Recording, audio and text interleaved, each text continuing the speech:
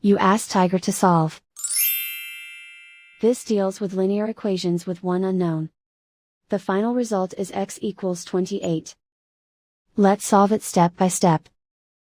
Group all constants on the right side of the equation. Subtract 5 from both sides. Group like terms. Simplify the arithmetic.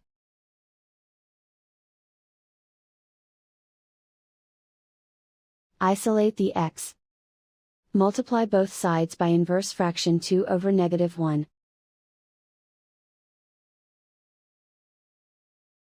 Group like terms. Multiply the coefficients. Simplify the arithmetic.